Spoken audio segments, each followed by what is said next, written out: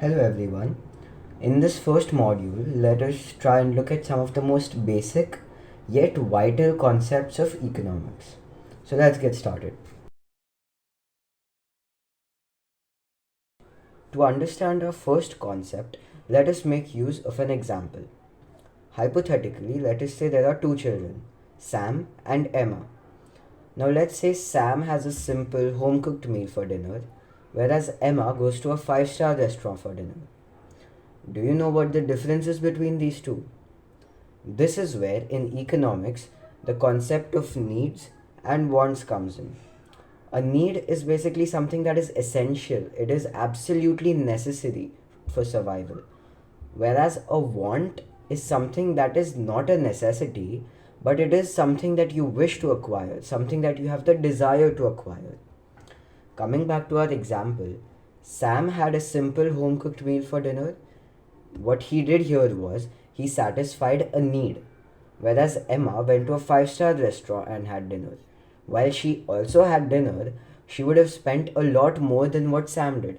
So, effectively, what she did was fulfill her desire. She satisfied a want.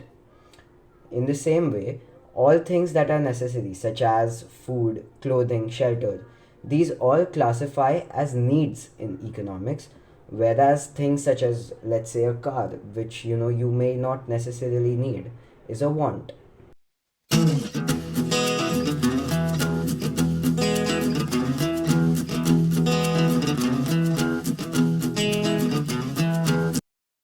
Next are the simple concepts of income and expenditure. In a nutshell, income is any form of monetary earning. Now, income could come through your job, through business, through farming, pension. It could come through various forms. In fact, one form of income that is usually overlooked is investment. Now, income can also come in the form of interest on your investments. Whatever the source of income, it is very important to be able to track and manage it so that it can be used to control your expenses. That brings us to expenses or expenditure. As they say, there are no free lunches. Everything in this world, ranging from housing, food, clothing, transportation, communication, everything costs money. In fact, let us say you want to do something recreative, such as going to the cinema hall and watching a movie. That also costs money. So whatever you spend on these things is known as your expense or expenditure. Now, there are two important things that you must do with your expenses in order to reach your goals. The first is keep a proper track of your expenses so that you know where your money is going. And the second is you must try and reduce unnecessary spending so that you can maximize what you save and also maximize the amount of money you invest. Now, healthy tracking of money involves four main steps. First, you need to keep every receipt. It acts as proof and also a record of every expense that you've made. Post that, you can record all your expenses daily. At the end of the month, you can total your expenses so that you know how much you're spending every month. Do this for 3 months, and I promise you will be surprised at how much you spend.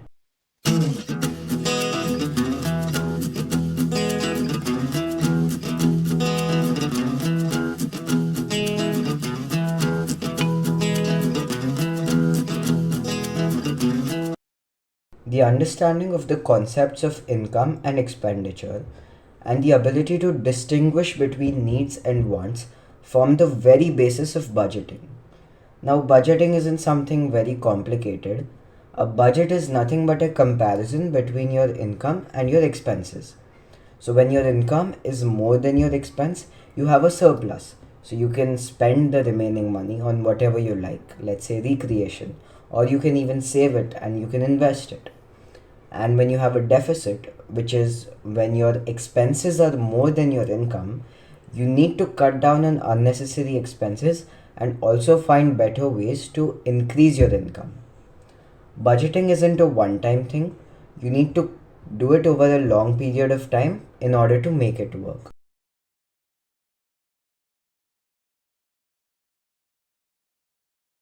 Let us now understand something called the power of compounding. So, with simple interest, you only earn interest on the principal, that is, the capital that you invested initially. However, with compound interest, that is, when the interest is compounded, you earn interest on the principal as well as the previously earned interest. In order to understand this better, let us look at an example. Let us say that a sum of rupees 100 is invested for 10 years at 10% rate of interest. This sum amounts to rupees 200 with simple interest. However, the same sum of 100 rupees with compound interest amounts to approximately 260 rupees with compound interest at maturity. This is the power of compounding. In order to go somewhere, you need to know the road to that place, right? It's the same with money. You need to know where you want to go. You need to know what you want. What is it that your goal is? Financial goal setting involves setting SMART goals. Now, SMART is an acronym. SMART as in S for specific, M for measurable, A for attainable, R for relevant, and T for time based. For example, saving for a motorbike is a very vague goal and is hard to measure. How will you know if you're making progress or have achieved it? On the other hand, saving 50,000 rupees for a 100cc motorbike within 10 months is smart. It's specific. You know exactly what you are saving for. A bike. It's measurable. You know how much you will need exactly. Rupees 50,000. It's achievable and realistic because you can break the total amount needed into smaller steps. Let's say saving 5,000 rupees a month.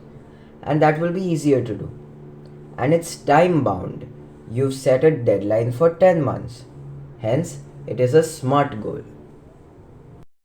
Now, coming to an important aspect of financial literacy, saving. Saving is a key aspect in making sure that your future is financially secure, and it also helps you fulfill your financial goals. So, let us come to what is saving. It would be a good approach to view saving as follows. Now, people tend to look at saving as the part that you set aside after you've made your expenses. However, it is always wise to set aside a part of your income before you've made any expenditure. Therefore, saving is nothing but the part of income that you set aside before making any expenses. So, why should you save? Let us say you want to purchase something and you do not have savings. So, how do you purchase it? You need money, right? You would borrow that money. Now, when you borrow money, borrowing is expensive not only because you have to pay it back, but also because you have to pay a rate of interest on the money you borrow. Now, this rate of interest is often very high. Saving lets you avoid the interest rates that you have to pay when you borrow money.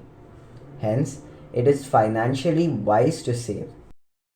Here are some points to keep in mind while saving. Ensure that your savings are invested in diversified instruments. Now, some portions of your savings should be in liquid asset so that you can withdraw money when needed. Liquid assets are nothing but those assets which can be converted to cash easily.